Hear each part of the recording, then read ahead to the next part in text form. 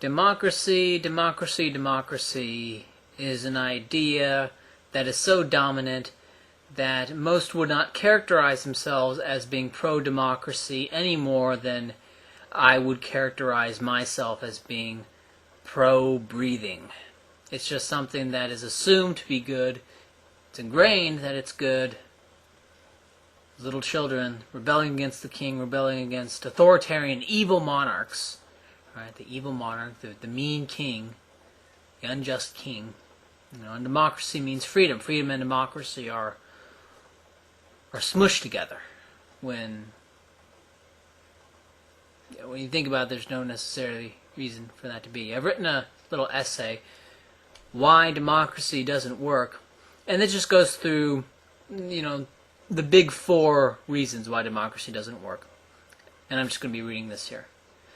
The first is rational ignorance, because you only have one vote and you won't influence an election. It is rational for most people to not spend much time researching the issues.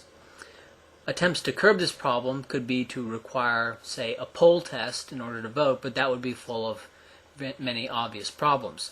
Democracy depends on voters being informed on issues that each individual doesn't really have much of an impact on, which is to say, democracy depends on voters being irrational.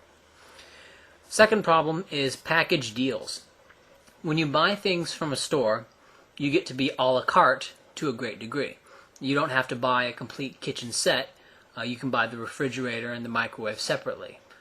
Although you can buy the complete kitchen set, but you don't have to. Right? You're not locked into package deals. And the specificity of what you want, it depends on demand, right? Few care to buy each component of a refrigerator separately. As when they go into a supermarket, there is a limited selection, true, but that selection is tailored to what sells, right? And although you could order all of the components needed to create a refrigerator if you really wanted to and were so inclined. Now with democracy, your only choice is between platforms that have a shot at winning. And this is usually, only 2 or 3 different platforms, and it encompasses too many issues. Maybe you want schooling spending to be cut, right? Or maybe you want unemployment insurance to be cut or something like that. But each candidate or party is only willing to cut one or the other, and so you don't get to truly vote your preference, right? You can't truly vote for all of these things being cut. Not that it would matter because you only have one vote. The third problem is voting wars, right? This is pretty obvious. Group A votes itself the resources of Group B. Right? Simple enough.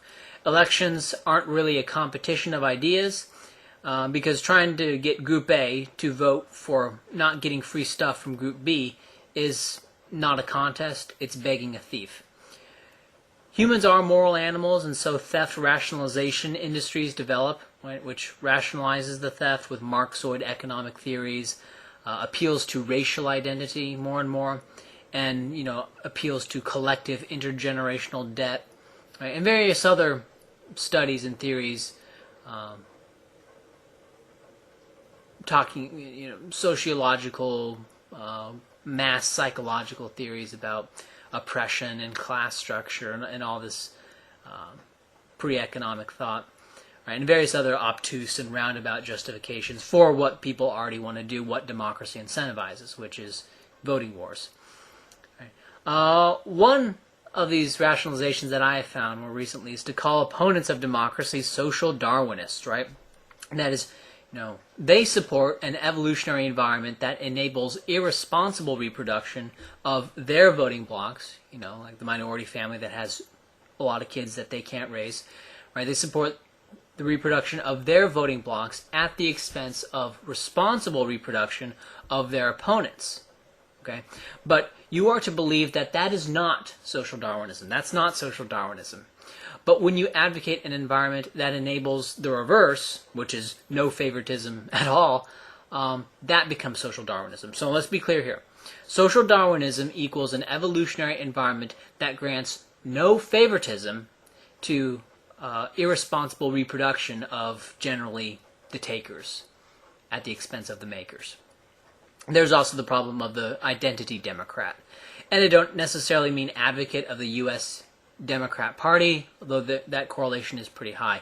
The identity Democrat fancies himself as an advocate of the little guy, and so masochistically votes for wealth redistribution schemes that actually harm him. The identity Democrat tends to be wealthy, often referred to as limousine liberals.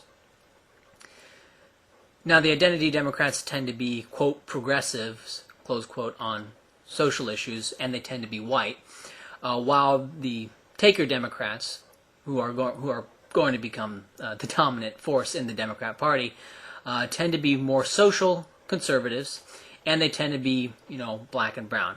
And it's important to keep in mind that these people are not liberals. They are racial national socialists, right? Makers and the takers, Group A, voting themselves the resources of Group B. All right. The fourth problem is concentrated benefits, diffuse costs. When you cut unemployment insurance, you are no longer giving a concentrated group of people the money they need to survive. And a lot of them are going to die because you cut unemployment insurance.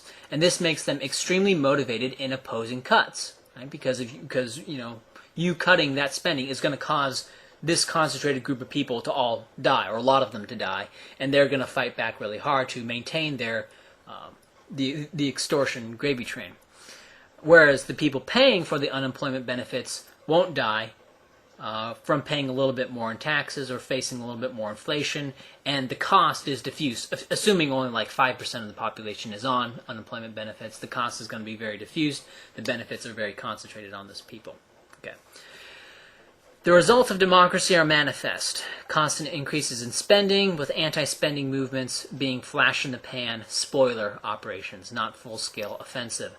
The Taxed Enough Already, or T Party, has not achieved any of their goals of cutting spending, and they most certainly will not, since the incentives of democracy are all against it, as are many of the beneficiaries of democracy-enabled theft. One should place democracy in the same ideological zone as communism, because the underlying assumption of democracy is communism. Now, hear me out here. Because it assumes that things are already communally owned and thus can be voted on. Okay? If they weren't already communally owned, then they couldn't be voted on, right? If you actually owned what is called your home, then nobody could vote to take it away. If you actually owned what is called your money, no one could vote to increase taxes or tax any of it away.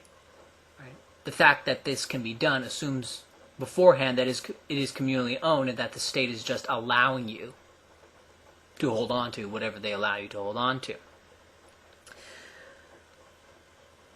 And of course, that's another reason why many are militantly pro-democracy.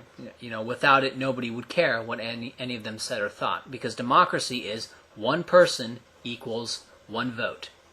Right? And this gives worthless people a level of influence they couldn't achieve by more honest means.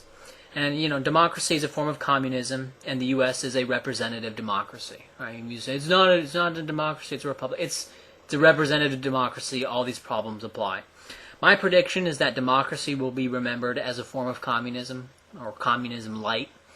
And just as we wonder how the USSR lasted as long as it did under the impossible regime of explicit communism, people will marvel at how the U.S. lasted as long as it did under the regime of implicit communism. And this is all pretty easy to understand. These aren't very complicated concepts, but it's just a little bit difficult for pro-American constitutionalist, Americanist ideologues to swallow. One last point is that democracy is inconsistent, right? Man supposedly needs a state because if left to his own devices, it'll be Mad Max or an anarchy boogeyman. Yet this state is to be controlled either through popularity contests, as in the case of representative democracy, or even worse, man's own judgment on abstract issues which he has no rational incentive to properly research, which is direct democracy. Man is fallen, and so man needs a state, but this state is to be controlled by man. Monarchy is at least consistent in its justifications. The same cannot be said for democracy.